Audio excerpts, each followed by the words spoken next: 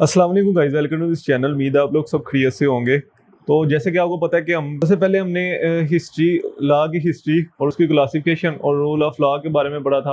और उसके बाद हमने जो है ना थ्योरीज की थी, और अब हम जो है ना लीगल राइट्स के वाले से जो है ना टॉपिक कवर कर रहे हैं। अगर वो आपने नहीं देखे तो आपको एंड पे जो है ना, वरना एक लेदर सेपरेटली प्ले लिस्ट भी है LLB पार्ट 1 के नाम से, आप सारे उधर से जाकर देख सकते हैं। आज जो टॉपिक है हमारा वो है लीगल राइट्स। ठीक है, लीगल राइट्स के एसेंशियल्स और लीगल राइट्स बेसिकली है क्या, वो कंप्लीट उसके नोट्स भी हैं। ठीक है, तो सारा जो है ना सब कुछ जो है ना आपको इस वीडियो में मिल जाएगा। तो सबसे पहले जो है ना लीगल राइट्स, इसका जो इंट्रोडक्शन है, शॉर्ट सा इंट्रोडक्शन आपने देना है। Law protect the legal rights of every citizen by being a citizen of country. People are given the legal rights in duties of every individual to protect the rights of each individual. सबसे पहले मैं आपको ये बता दूं कि basically rights होते क्या हैं। ठीक है, राइट्स ये है कि जो अगर कोई भी सिटीजन है, ठीक है, अब मैं हूं तो मेरे भी कुछ राइट्स हैं, तो कोई भी सिटीजन है उसके कुछ ना कुछ राइट्स होते हैं। राइट्स का बेनिफिट्स क्या होता है? राइट्स का बेनिफिट्स ये होता है कि आपको जो है ना आपकी बेसिक जो चीज़ें हैं, बेसिक जो नीड्स हैं, ठीक है, वो पूरी करने का पूरा मौका फ्राहम किया जाता है आपको। ठीक है, तो बेसिकली लीगल राइट्स, मैं अगर आपको इसकी एग्जांपल दूं तो जब पहले अमेरिका का कॉन्स्टिट्यूशन बना था 1781 में, तो उसमें जो है ना राइट्स नहीं थे। ठीक है, जिसको फंडामेंटल राइट्स बताए जाते हैं। कॉन्स्टिट्यूशन जो कॉन्स्टिट्यूशन में लिखे होते हैं वो तो फंडामेंटल राइट्स होते हैं। ठीक है, तो वो फंडामेंटल राइट्स नहीं थे। उसके ऊपर जो 1787 में पहली 10 अमेंडमेंट्स हुई थी वो इसी राइट्स के ऊपर ही हुई थी। मतलब कि दुनिया में कोई कॉन्स्टिट्यूशन ऐसा नहीं है जिसके राइट्स ना हो। ठीक है, हाँ ये हो सकता है कि कुछ कॉन्स्टिट्यूशन के राइट्स ज़्यादा होते हैं। जैसे अगर मैं स्विट्ज़रलैंड के कॉन्स्टिट्यूशन की बात करूँ तो उन्होंने अपने सिटीजन को बहुत ज़्यादा जो है ना राइट्स प्रोवाइड किए हैं। ठीक है, और कुछ कॉन्स्टिट्यूशन ऐसे हैं जिनके राइट्स जो है ना थोड़े से कम होते हैं, लेकिन होते ज़रूर हैं। पाकिस्तान के भी कॉन्स्टिट्यूशन की अगर हम बात करें तो आर्टिकल 8 से लेकर 28 तक जो है ना वो फंडामेंटल राइट्स जो है ना कॉन्स्टिट्यूशन ने प्रोवाइड किए हुए हैं। ठीक है, तो ये राइट्स है। इसमें जो कुछ जूरिस्ट है उन्होंने अपनी डेफिनेशन दी है, जिसमें पोलॉक है, rights is a freedom allowed and power confirmed bye law. ठीक है, ये एक आज़ादी है और पावर है जो कि लॉ के ज़रिए आपको दी जाती है। अब उसके बाद ऑस्टिन ने दिया, उसके बाद ऑस्टिन के पॉइंट ऑफ व्यू से a person can be said to have a right only when other are bound by law. ठीक है, और उसके बाद ये सॉलमेंट ने जो डेफिनेशन दी है, legal rights is an interest recognise and protect by the rule of legal justice. ठीक है, ये एक इंटरेस्ट है जिसको रिकॉग्नाइज करता है और प्रोटेक्ट करता है bye the rule of legal justice. जो लीगल मतलब लॉ है जो इसको लीगल जस्टिस जो जूरिस्ट है, ठीक है, जो स्टेट है वो इसको रिकॉग्नाइज करती है और इसको प्रोटेक्ट करती है। ठीक है, ये स्टेट की तरफ से ही राइट्स दिए जाते हैं। मैं आपको एक बस इतनी सी बात बता दूं, जैसे ही आपके राइट्स जो है ना ख़त्म होते हैं, अगले बंदे की ड्यूटीज शुरू हो जाती हैं। ठीक है, तो ये एक जो ना सिस्टम है, रिलेशन है। जैसे कि मैं आपको एक एग्जांपल दूं, अब मैं आपको इसकी छोटी सी एग्जांपल देता हूं कि आपका राइट क्या है। आपका राइट ये है कि अगर आप यूनिवर्सिटी के स्टूडेंट हैं, आप यूनिवर्सिटी जाएं, क्लास में बैठें। अब जो है टीचर की ड्यूटीज़ आती हैं। टीचर की ड्यूटीज़ क्या है कि वो क्लास में आएँ, ठीक है, आपको पढ़ाएँ, ये ड्यूटीज़ हैं। उसके बाद आपका राइट क्या है कि आप एग्ज़ाम दें। ठीक है, और टीचर की ड्यूटीज़ क्या है कि वो उनको चेक करके आपको वापस करें और उसके बाद आपका रिजल्ट कंपाइल करके आपको दें। ठीक है, तो ये आपको इन शॉर्ट व्यू में जो है ना राइट और ड्यूटीज़ के हवाले से जो है ना आपको माइंड एक सेट हो गया होगा कि राइट्स ये हैं और ड्यूटीज़ ये हैं। ठीक है, उसके बाद इसके थ्योरीज हैं कुछ। उसमें सबसे पहले जो है ना इंटरेस्ट थ्योरी और बेनिफिट थ्योरी है। उसमें ये कहा गया कि right is an interest which is recognise and protected by the law. Right एक इंटरेस्ट है। ठीक है, अब इंटरेस्ट किसे कहते हैं? इंटरेस्ट उसे कहते हैं कि जो आपसे अच्छी चीज़ आपके पास आ रही है और बुरी चीज़ आपसे दूर जा रही है। ठीक है, तो ये एक इंटरेस्ट है। तो ये बेनिफिट थ्योरी कहती है कि राइट एक इंटरेस्ट है which is recognise and protected by a law. ठीक है, तो उसके बाद जो विल और चॉइस थ्योरी कहती है, वो कहती है कि right is a capacity of person. ये पर्सन की कैपेसिटी है कि वो कंट्रोल करता है एक्शन ऑफ अदर्स। ठीक है, अब मेरी कैपेसिटी है कि मैं दूसरे बंदे के जो ना एक्शन को कंट्रोल कर रहा हूँ। ठीक है, तो ये विल थ्योरी और चॉइस थ्योरी कहती है। अब मैं अगर आपको इसकी एग्जांपल दूँ बेनिफिट थ्योरी की और इंटरेस्ट थ्योरी की, जब मैं आपको इसकी एग्जांपल दूंगा तो आपको इसकी आराम से समझ लग जाएगी। इसमें यह है कि राइट इज़ एन इंटरेस्ट।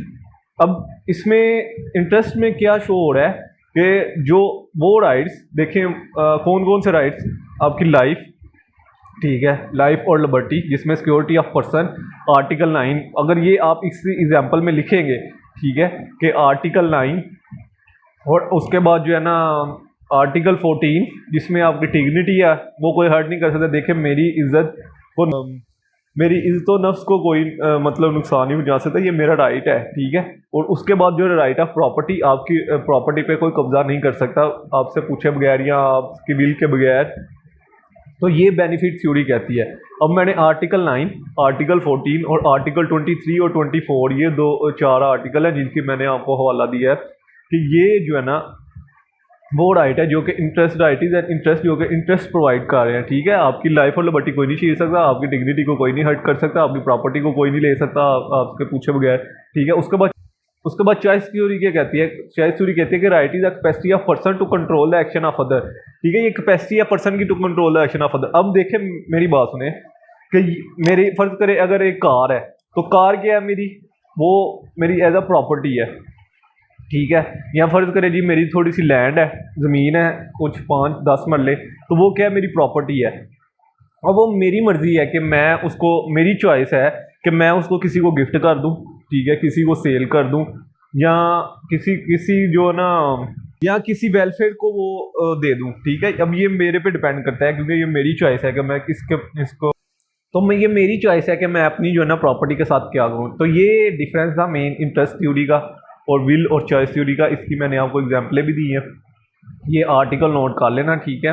अगर आप कर लेते हैं तो इसमें एग्जाम्पल के तौर पे तो ये जो है ना अच्छा साइन जाएगा चेकर की तरफ से अगर वो आपका एग्जाम चेक करता है। उसके बाद essential elements of legal rights. पहला एसेंशियल क्या है? ऑनर ऑफ द राइट, ठीक है। अब फर्ज करें मैंने एक कार खरीदी है, ठीक है।